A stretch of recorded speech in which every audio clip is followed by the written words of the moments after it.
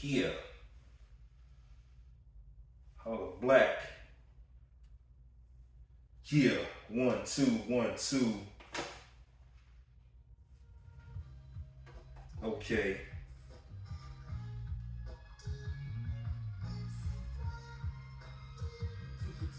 I don't even know how much of this stuff picking up, man. But we in there. Streaming live, Outlaw Radio. It's your boy Big Nail, oh booyah! AKA Big Nail, the outdoorsman. Coming to you live from the green room, you know. You dig? And ladies and gentlemen, happy 420, AKA International Smokin Day. Go ahead, light yours up.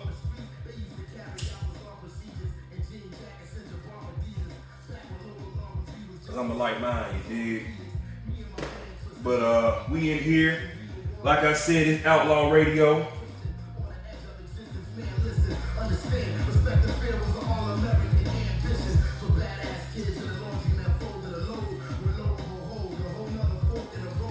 Okay.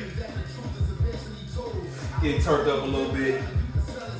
So, like I said, this is show 0.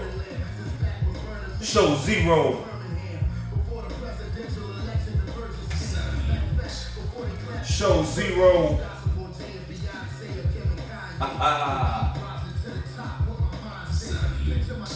I say it's show 0 because all we doing is letting y'all know we here. We in the building. Outlaw Radio is back. Shout out to Malik Kalam. Shout out to the Malik Kalam family. Shout out to Mike Chambers, what's happening?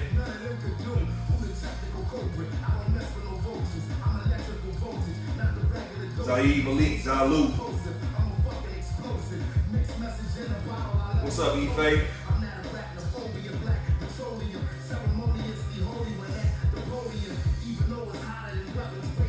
Gotta give a shout out to all my old booyahs. Yeah. You know I gotta give a shout out to my wellness warriors. What's happening with you?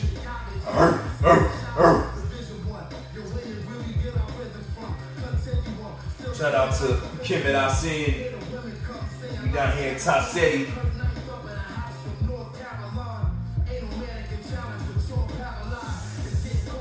What's happening? Shout out to MHGM.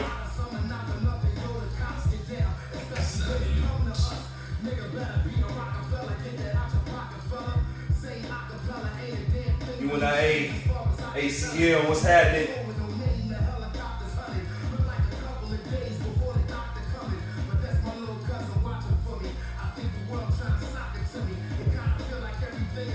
Let us make man, what's happening?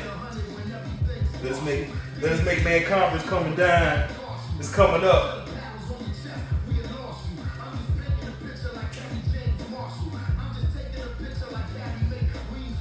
Next Saturday. I'm gonna be there. Y'all gonna be there? Y'all better be there. I'm gonna be there. Shout out. Salute. What's up to all my Outlaw RBGs? We're gonna talk a little about what that means. What's that Outlaw RBG mean? Okay. Shout out to Matudu Shakur. Welcome home.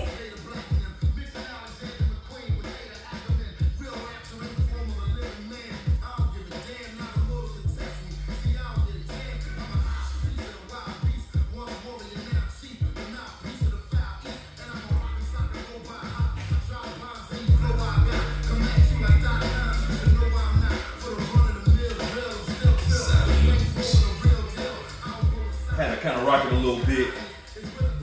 What's happening? So, you know, I said I'm doing Outlaw Radio because I wanted to bring back the spirit of Malik Kalam, but I also wanted to make sure that we had some proper propaganda, you know what I'm saying? I wanted to get some of that that good knowledge, that street knowledge, that good hip hop, you know what I'm saying?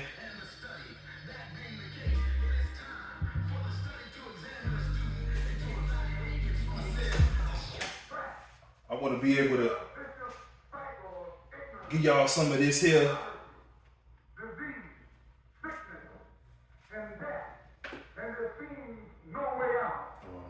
There seems to be no way of escape. And because there seems no hope or no other way out. Shout out to Malcolm X. Yo, how's Malik Shabazz? We turn to whiskey, heroin, morphine, cocaine, opium, poison. Let the book poison. I know I can, I'm sure I can. Get these dope out my veins, I believe I can. I know I can. Shout out to Stick Man. Break free from the chains, I can heal, I can change, the fight and never give up. Shout out to Matulu. What's up, Dead Prez? So, Outlaw RBG. Let me kind of bring it down a little bit. I'm gonna bring it down a little bit, man. Come on, chop it up. First of all, one more time, man. Shout out, happy 420. Gotta send a salute out to the International Smokin Day because I love this holiday. You know, I was kicking it a little bit today, man. Enjoying my day. I enjoyed my 420. I don't know how you did. I don't know what you did for yours, but I enjoyed mine today. So, here it is, man. This ain't even the first show. This show 0. This show 0. I mean, we ain't here yet. I don't know if that's what it means. But really, we launched it. So I wanted to let y'all know Outlaw Radio is here. You know what I'm saying? We've been able to bring it back, and we bring in the voice of the streets, the voice of the revolution, the voice of black people coming to you live from the green room. I wanted to give y'all this personally because I felt like a push in my spirit. And everybody who is familiar with Malik Kalam, the host of the show originally, y'all know that he passed not too long ago, right? So he's an ancestor now. And him being an ancestor, he came to me and kicked me in my ass and said, "Big Nam." That's how he said it. I'm just trying to get it to you in his voice. He said, "Big Nam, hey, do the show, nigga." Like it ain't even ads, it ain't even like, "Don't you want to?" Da da da da. He just said, "Do the show, nigga." And I was like, "Oh, guess I gotta do the show." And so that's kind of what prompted me to bring this back. Normally I wouldn't have, took on another person's vision, but I was a part of Outlaw RBG and the Outlaw Radio movement, and it really kind of boosted who I am as a person, not just me musically, but also who I am as a person. I don't think I would have been able to interact with the people that I've been able to interact with without this movement. Also, too, I've been able to touch a lot of lives. I've been able to put a lot of game out there, and I feel like I've positively affected folks. And I got to give a shout out to Malik Kalam for that. Really putting me on for that, man. I also want to give a shout out to Dr. Accomodation, my mentor, really put me in the game. And I'll be honest with you, if it wasn't for him, I wouldn't be doing what I'm doing now. Like, I met him, and he sort of saw the revolutionary in me before I even knew what the revolution was. And he put me on to game that was in my music. He heard my songs and said, "Hey, you know what? This, and that, da da da da." Because I was taking his classes in the Black Social Movement class at Georgia State.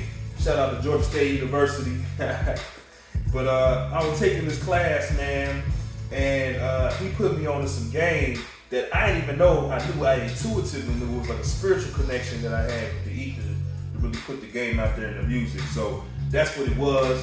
And ever since then, he allowed me to be up front and center, and really represent from my style. Cause I'm from Chicago originally, and in the shop, it's kind of street, it's kind of hard, So I was able to kind of represent in that and be true to myself and be real without necessarily having to sort of cater to what people thought should have been said or should have been done in terms of the way I deliver my music. So shout out to Accomodation, Dr. Accomodation, or Baba AK. Shout out to him for that. I also want to give a shout out to Dr. Charles Jones, both of them. You know what I'm saying? I actually had the pleasure of working with Dr. Charles Jones at Georgia State University, and Dr. Mac Jones. I'm saying both of them. I meant to say both the Joneses. But Dr. Charles Jones, I worked with him, and one of the classes I took with him was Black Political Thought. So it kind of informed me to move forward and become a little bit more sophisticated about my political outlook and how I carry myself. You know what I'm saying? So out of his class, I took a lot of game, and one of the pieces that he really laid down with me was a piece that came from a work from Dr. Mac Jones. So that's the other Jones that I mentioned. Dr. Mac Jones talks about this whole concept of Black political thought, and there's a paradigm based on him they call the Mac Jones paradigm. I'm not gonna call it the Mac Jones paradigm because the way that I sort of worked it is taking his paradigm and it's expanding a little bit. I don't know if I'm adding that much to it. If I ain't, go ahead and correct me. I don't care. I don't mind. My ego is such that I'm here to do what I'm doing, and I know it's good game, but if it could be better, please let me know. But all that said, I wanted to chop it up because this is going to be kind of like the foundation of all of what we do moving forward when it comes to Outlaw Radio. I want people to be clear about our perspective and our stance, but I also want people to be clear on our understanding of how we see the world in order to help the world see itself a little bit better. Because personally, I believe that what I'm about to give y'all in terms of this game about Black political thought is a very sophisticated perspective on how to get us a little bit more focused on who's who and how to operate with those who's who's. You see what I'm saying? I'm gonna add this last piece too before I start, getting into it. I'm gonna add this last piece to it. A lot of times, they say, why we gotta be separate? We always gotta be separate movements and separate da-da-da-da. And I think part of the problem is we think we're separate when we're not.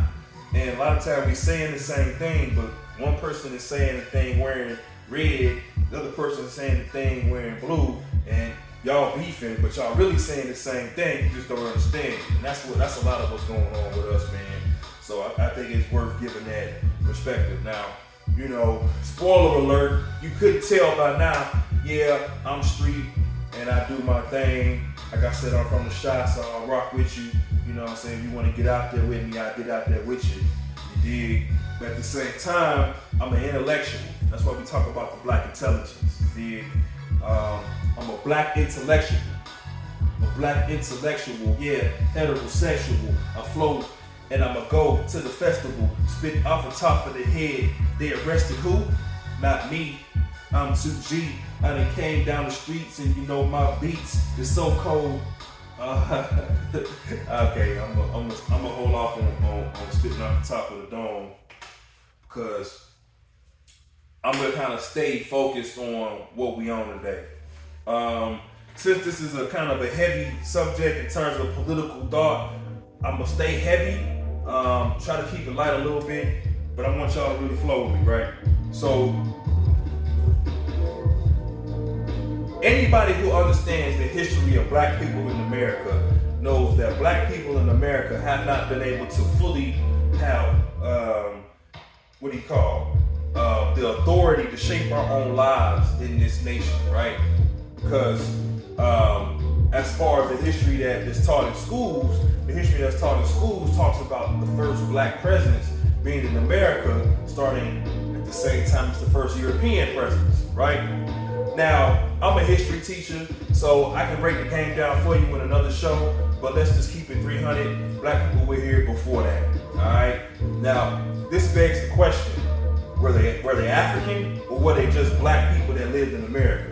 There's evidence, anthropological evidence all over the world that shows that Black people are in the Pacific, are in Asia, Europe, Africa, South America, North America, black people. So if I'm telling you black people are all over the world, does that mean they all came from Africa, or are they just black people all over the world? That's a good question to ask yourself tonight. That's a deep one. But what I really want to kind of break that down though, because if you think about it like this, let's assume they are black people from Africa, the ones that we're talking about in North America, right? The ones that were here before the Europeans were here. Let's assume that they were actually from Africa. What that means is we got an African president, African president. Yeah, your boy, new African president, but we ain't going there yet. So we got an African presence in North America, right? African presence in North America means that black people probably been in North America for hundreds of years. So let's assume that they weren't enslaved, right? They just lived here.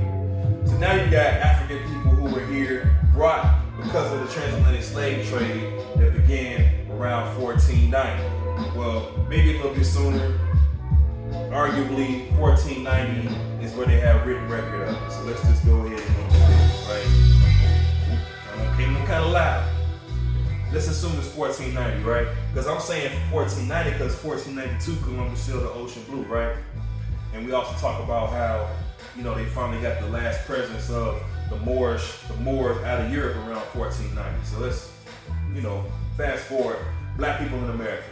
So we're talking about enslaved Africans. We also talking about black people who are here who probably own slaves themselves, right? So were they in the same plight as these enslaved Africans? Probably not, especially if they own slaves themselves, right? So we got a couple of classes of Africans that begin to, or black people rather, that begin to evolve in North America. Let's push it forward a little bit. If we talk about how in 1800s, after a while, you start to see native-born black people who were born into slavery. So their consciousness may have been split in a couple ways. You had the house Negro and you had the field Negro. All right, we all heard Malcolm X spit that. The house Negro and the field Negro. And if you haven't heard Malcolm X spit that, you need to go listen to that speech. I might just play it on the show. How about that? I'll play it on the show. Give y'all a little something good. Give y'all a little game with Malcolm X. Matter of fact, we're gonna do a whole show on Malcolm X. So I'll play that speech and others. So stay tuned. Holla black at your boy. Anyway, so the house Negro, this is the Negro that lives in the house close to the European slavery. The language they used back then, they said slave master. I don't personally like to call them slave master, but if you want to call it that just for a slang, like niggas say nigga all the time, it's nigga, slave master, do what you do. As such, you got the slave master, or you got the European owner of a black slave, however you want to say it, right? The slave master and the enslaved African or the slave live in the same house. So they ate the same food, relatively speaking, they had the same comforts. I mean, not so much as the slave master did, but the house Negro lived pretty comfortable. As a matter of fact, so comfortable, he never gonna want to go live out with the field Negroes where they stay at. Because the field Negroes don't live in the house. We're gonna get to that in a second. The house Negro they identify with their slave master, so they see themselves in the same perspective, in the same light as their slave master. Real, close to them. The field Negroes don't have that same connection. And any of y'all seen that movie that, what's his name? Will Smith just came out with? In that movie, you can sort of see the way, because they do get kind of gritty in how those black people see those white people. Because not all the white folks were owners. Some of those white folks were indentured servants themselves, and some of them were just enslavers, which is just a job. And we're gonna get to them on another show. We're kind of touching on them today. We're gonna get to them on another show. And by the way, anybody listening to this, I want you to listen to this with an open ear. I don't want you to hear it and, like, if you're white, hear this shit and be like, oh man, this is creating that white guilt. Oh, man, listen. As you listen to this show, everybody's history is full of shit. We're gonna talk about the shit going on in Africa today and in the past. We're gonna talk about the shit that went on in Europe, Asia, all of that shit. So don't worry, everybody gonna sting with this motherfucking show. But I digress. I digress. Anyway, the field Negro, they don't feel that same connection to the slave master, the slave owner. So they build sort of a resentment. And out of those field Negroes, you have a few different ways of seeing it. Some of those field Negroes are mad. They fucking hate the slave master. They're like, man, I'm ready to get the fuck from around here. Man, when are we gonna leave, right? They try to escape. You got some of the ones who like, man, I kind of want to escape, but really, I ain't got it in me to escape. I just feel like talking shit and making y'all think I want to escape. But every time y'all about to escape, I'm a snitch on you. You got those.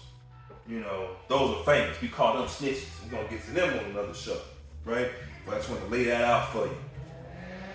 Then, all right, I see you. Then, you got the ones who were like, what? Leave? I mean, where you gonna go? I mean, this is fucked up, but I don't know nothing about what's going on out there. I don't want to be out there. You see what I'm saying? Those are a different type of nigga. We're gonna call them a different type of nigga, right? Because they want to be a house nigga. We're gonna leave it there. So, what begins to develop later on down the line is this sentiment of, hey, you know what? Slavery is inhumane, which it's always been humane. It's always been inhumane, rather. Sorry. It's always been inhumane, and it will continue to be inhumane the entire time slavery exists. So let's just be clear about that. But as it pertains to this, they were very clear. This is an inhumane institution, and it needs to end, right? So we have what they call abolitionists, people who want to abolish slavery, right?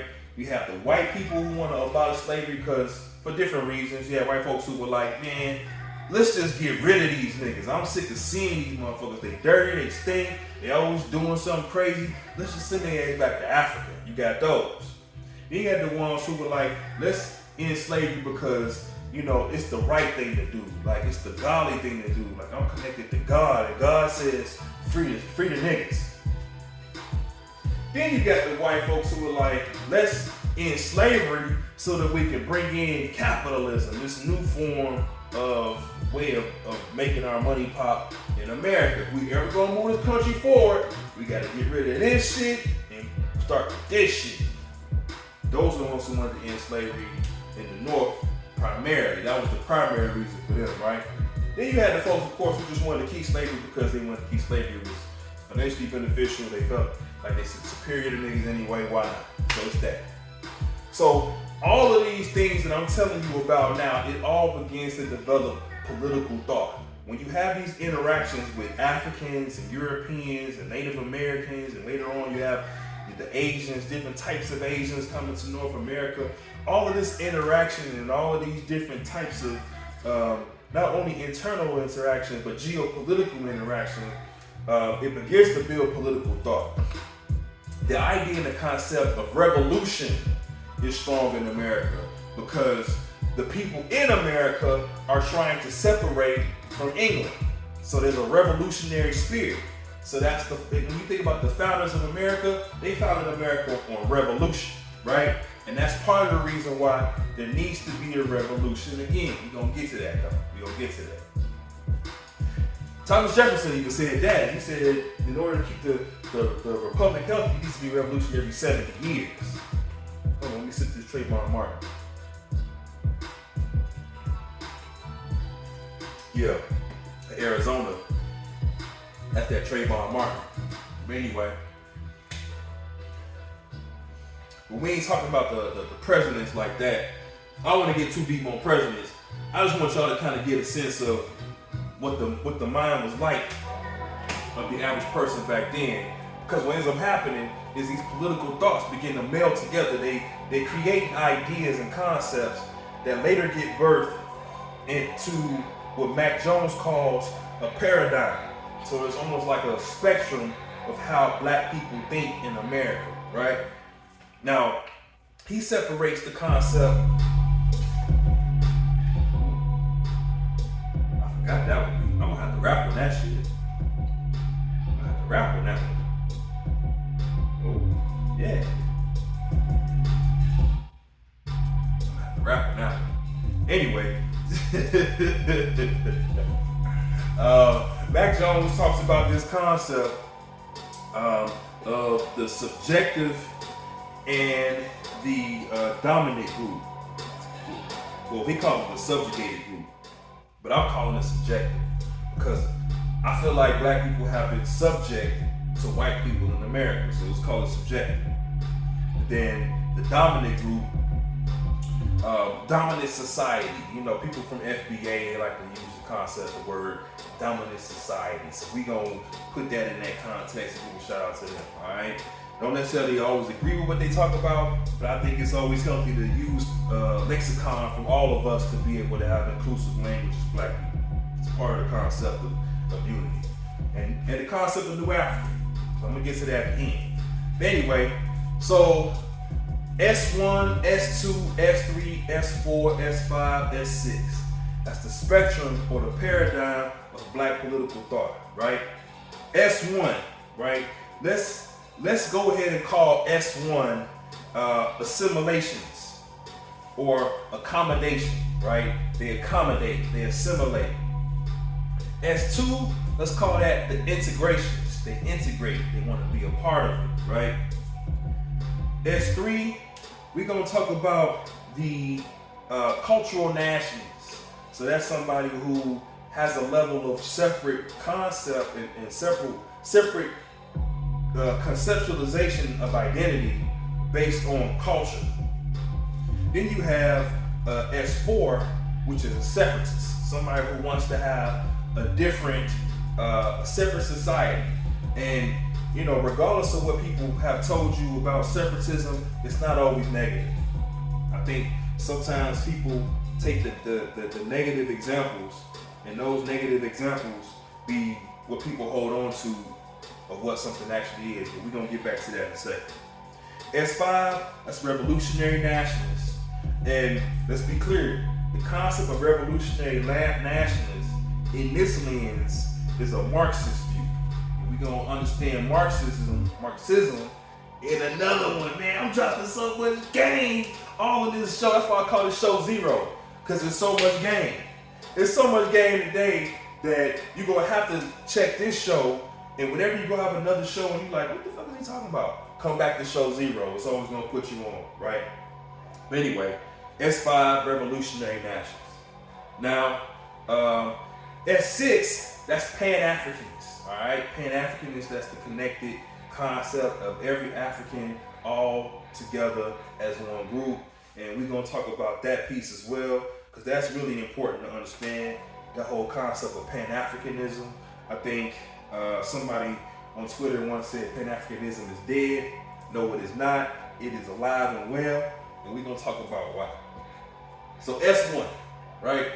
And this is part one, because part two, we're gonna go into the D's, the ones who are from the dominant society. But S1, that's the Assimilationist, Accommodationist. Best way that I can sort of sum up an S1 for you, and it's different levels of this, and this might be offensive to some people, but that's just how it is, right? If you depend on the system, and no matter what the system does, you are always down with it, more than likely, you're an S1. If you receive, if you are dependent, meaning your household would fall apart and not be able to function without receiving government assistance, you are an S1, right? Somebody else who might be considered an S1 is somebody who might be in a position to work a job, right? You work a job, you go to work, and this every working person in the S1. Let's be clear about that, right? But you go to work, but then when you get off work, after you've paid all your bills, the rest of your money goes back out. You make no change. You make no effect in society. You are just a person who eats your Swanson dinners. Y'all don't talk about them guys that eat them Swanson dinners. You eat them Swanson dinners. You eat your ramen noodles, and You don't do nothing with your life. You don't put your hands on the world. You just living here. You just existing long enough to die.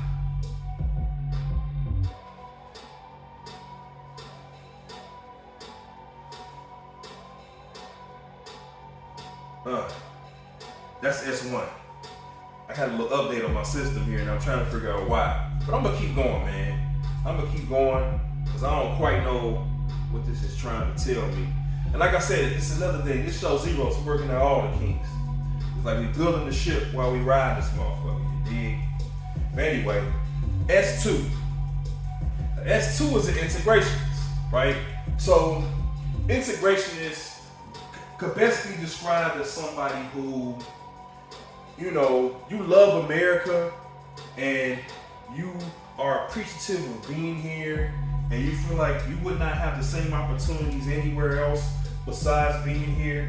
But there needs to be some change so that you can feel more comfortable living here. Unlike the Assimilationist or the Accommodationist, the Integrationists feel like some things ain't right.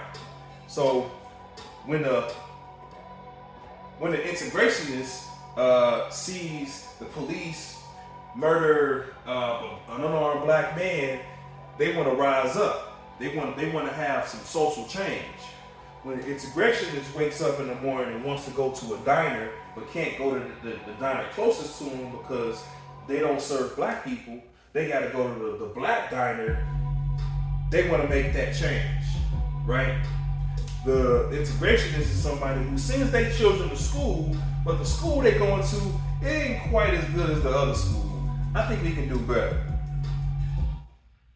Let's see what's going on here. I think they done broke my show up into 2 different shows. That's cool.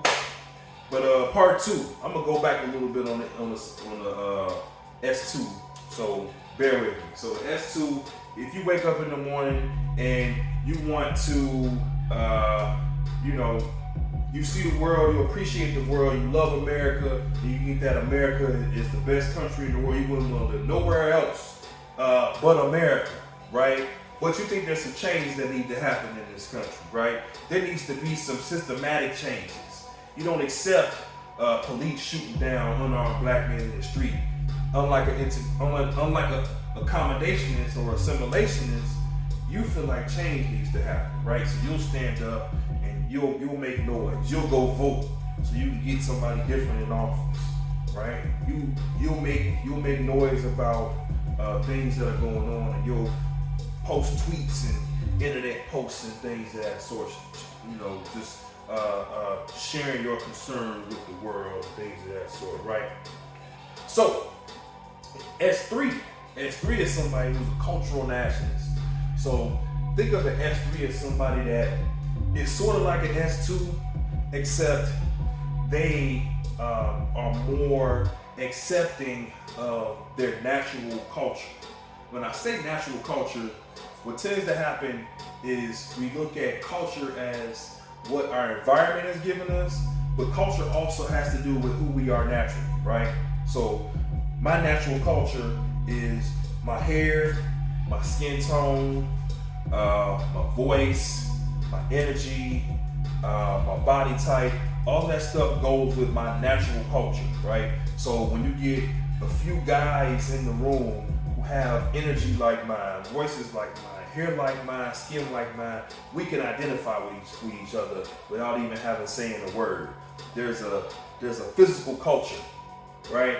And a cultural nationalist acknowledges that physical culture, and they want to sort of bloom and blossom and really display that physical culture.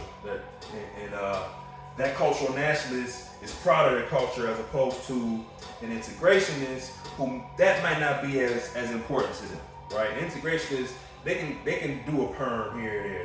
They might do a little straightening out.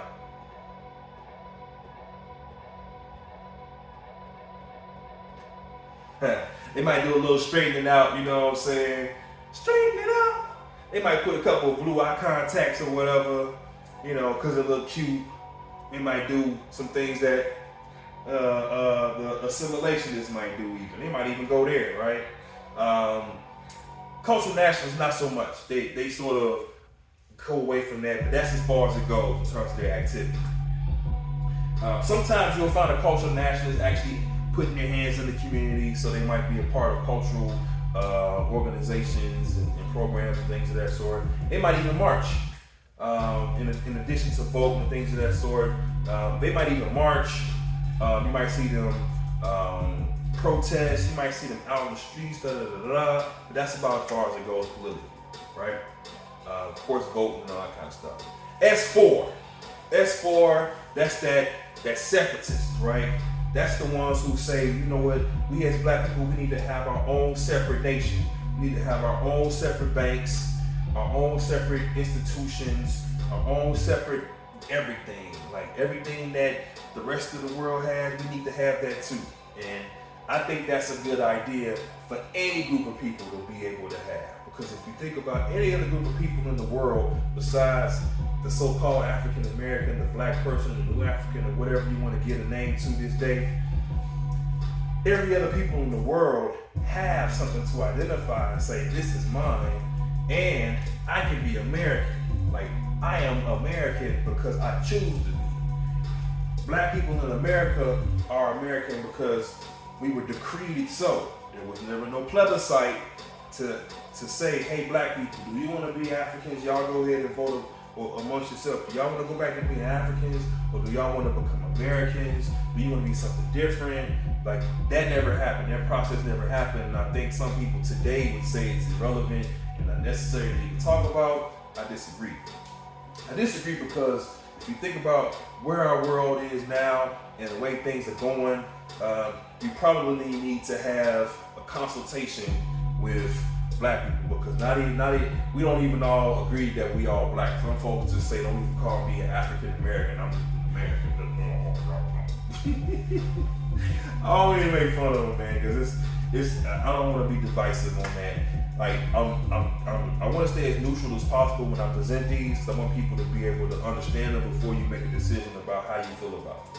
So I say that to say, the next group, well, I didn't finish on the separatists.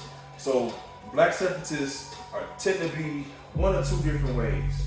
You see black separatists tend to be either very serious about separating from other groups, so much so that they begin to be very systematic about their separation, and you really get to see different ways of moving. A lot of times some of these people might move, you know, in a way where it's like a militant organization. Some of these people might move in a way where it's just really angry or whatever. Some of them might move, and it may not be none of those things. It might not be militant, it might not be angry, but it's very separate.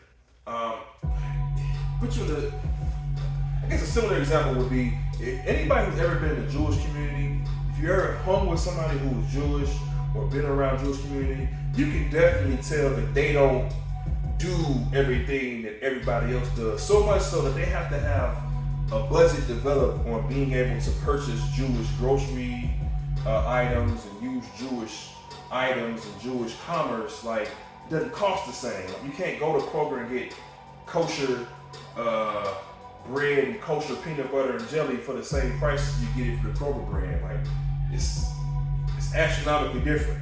So, but they're separate. They do that on purpose because it's like they don't want everybody just getting their stuff. They don't want everybody in there. You know, a lot of them have their neighborhood set up in a way where you don't necessarily rarely just want to move over there. It's not like, if you don't know anybody, they're probably not going to sell you a house over there anyway. So it's very separate. Not necessarily antagonistic. They don't have like a anti. I mean, you might have some people who don't like black people. That's all over the world. Everybody has somebody who don't like us. I think a lot of black people don't like black people. That's part of the problem that we got now. A lot of black people don't like black people. But anyway, I don't want to spend too much time on separatists.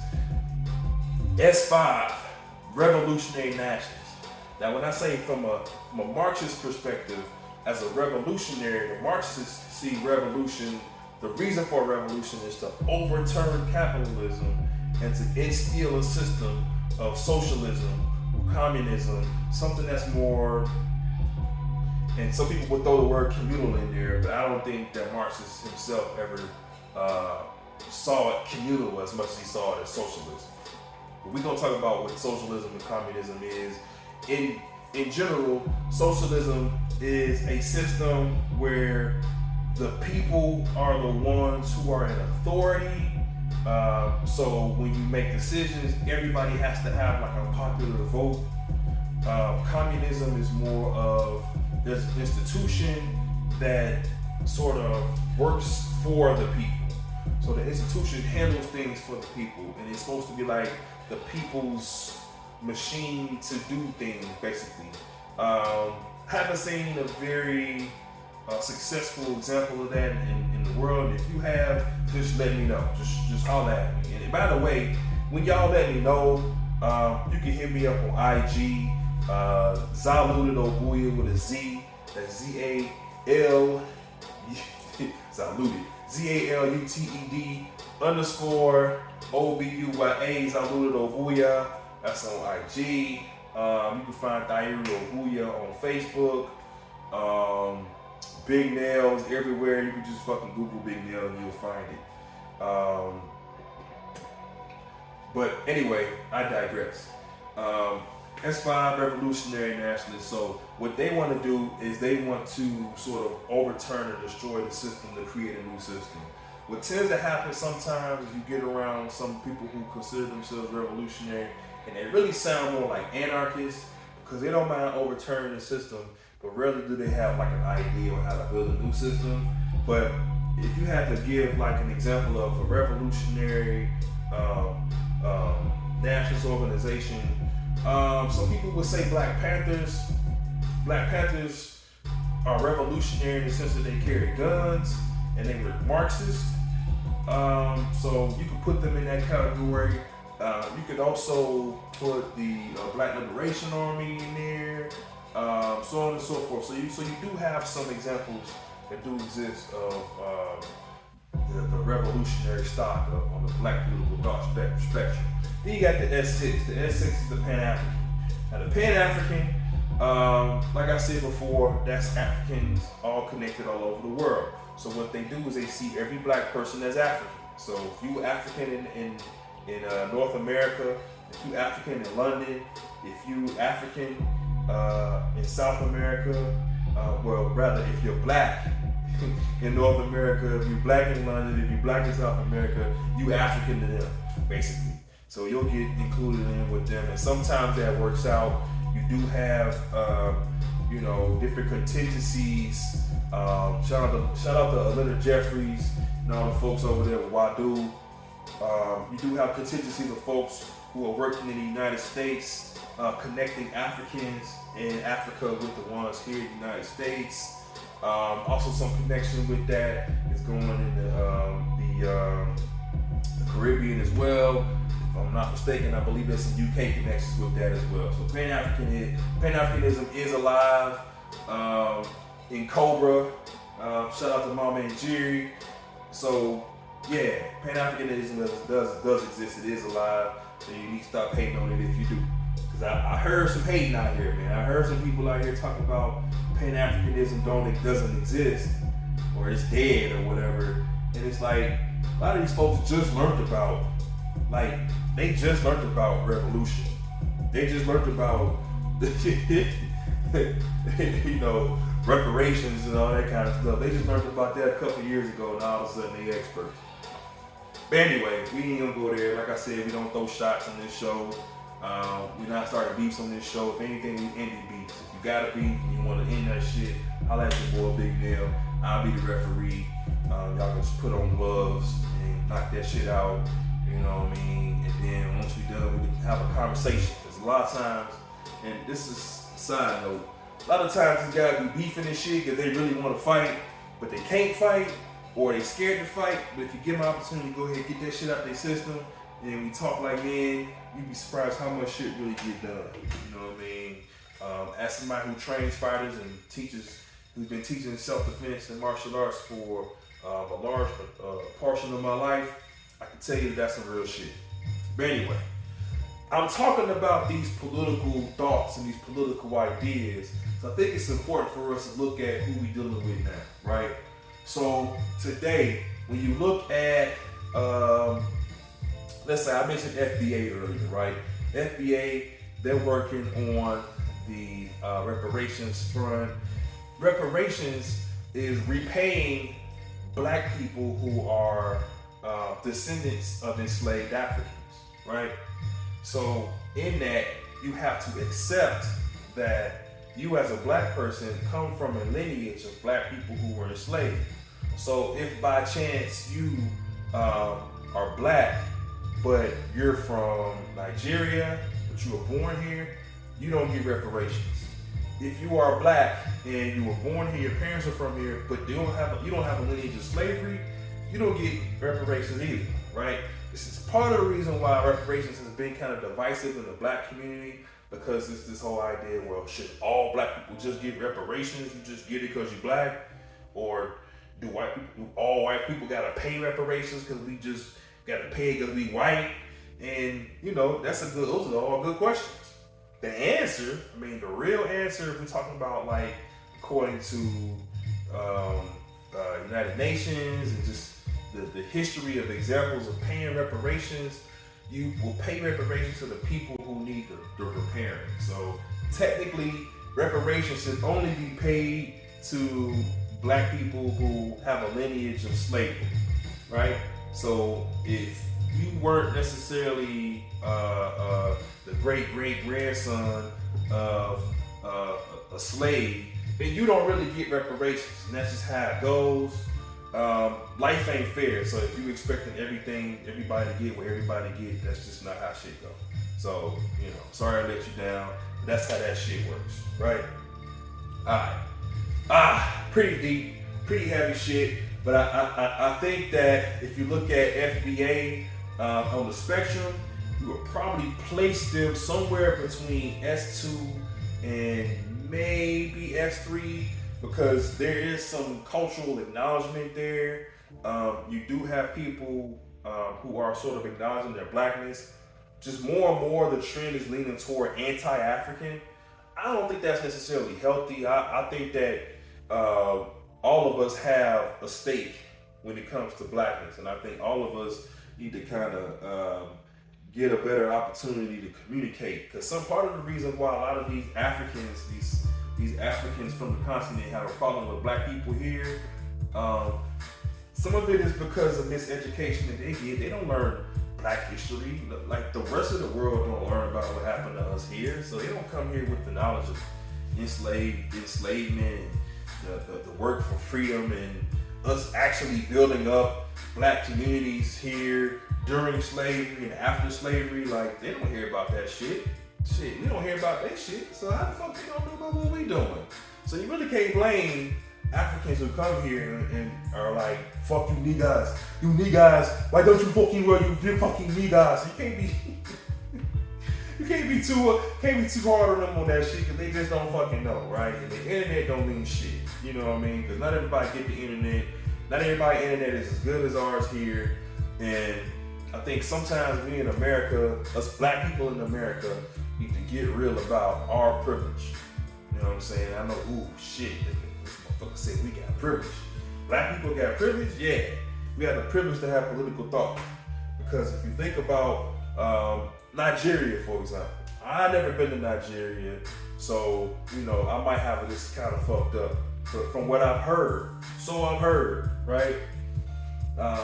People have a hard time really negotiating with Nigerian government in terms of living life in Nigeria, because the government at times can conduct itself in a corrupt manner. I don't know if the Nigerian government is corrupt or not. I don't want to say it is, because like I said, I've never been to Nigeria. And Nigeria, if y'all hear this, if y'all ain't corrupt, hey, shout out to Nigeria, you know what I mean? But from what I heard, people be having problems out there. I mean, they threw Fela Kuti mama out the window. So, yeah, I think that's kind of crazy. If you throw a motherfucking mama out the window, you don't mean them no good. But anyway, I digress. But that's what's going on out there. But everybody has their thing, right? Every country sort of has its issues. But here in America, like, we have the opportunity to change it. You know, it's not the same opportunity. It's not the same, you know, we don't have the same fucking access as Bill Gates to stuff. That's cool, you know, because we have the ability to make shit happen. I mean, we got genius and black intelligence, so we can make that shit happen. But I did want to touch on this paradigm. I wanted to kind of put it out there because when I say somebody's an S1, somebody's an S2, or I say they're just doing integrationist type stuff. That's more of a revolutionary nationalist type concept. Like, I want motherfuckers to know what I'm talking about. So this is that. I hope people like it. I hope people kind of can dig with it. And go ahead and shoot me your feedback. Hit me up on IG. I think you can even put comments on the Twitch. I'm gonna post different stuff on YouTube, so definitely holler at me on YouTube. On Twitter, it's Big Nail Power, so it's BIGNELPOWER, Big Nail Power. You can holler at me on there. Definitely holler at me about other stuff that you want to chop it up with me about. I got a book coming out, a book series, man, called The Manhood Manual. So y'all check that out as well. It's coming real soon. So far, I mean, I got like 15 chapters and I just keep creating. So that's why I had to make it a series, because like, if I just keep fucking writing, I'm never gonna stop. Anybody who's ever cut hair, if y'all ever been a barber or something like that, you know, they'll tell you, like, a barber can cut your hair all day until it's fucking perfect. You know what I'm saying? Be like, try to get that fucking perfect fucking fade. Sometimes you just gotta stop, because if you keep going, you might fuck it up. That's what we're gonna do tonight. We're gonna just stop. We're gonna hold it down. I thought I wanted to do a mix tonight, but I ain't gonna lie. I have been enjoying my day, but it's been a full motherfucking day.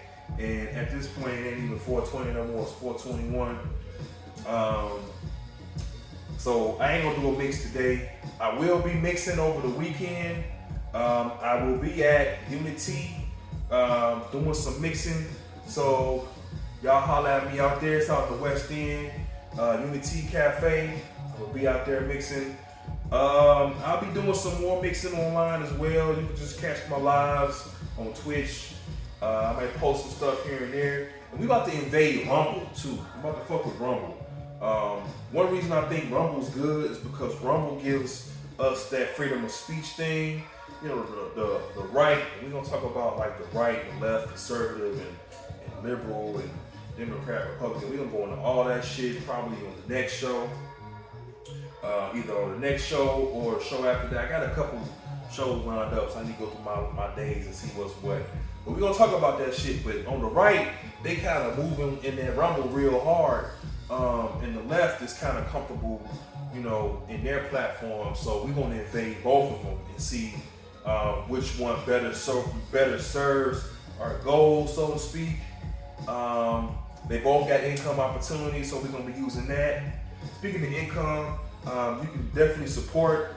Holler at your Patreon. And actually, if you holler at my IG, on the description, on my description in the IG, it has my link tree. So it has all my links.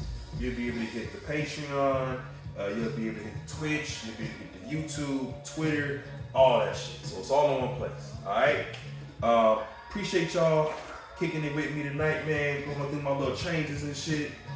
You know, I told y'all, like I said, this is show 0 because we working out all the kinks and we doing everything that we can do to make this show dope to the motherfucker. And to everybody that hollered at your boy, again, shout out to Mike Chambers. Got his album coming out soon. Shout out to Terry Miller, Military. All the crew, man. All the crew. All the Outlaw RBG crew, man. We're gonna do a shout out show. We're gonna do some call-ins too. Right now we just getting it popping. So y'all give me y'all insight on how this shit went, how shit going, what y'all want to see, and then we're gonna do it like that. But until next time,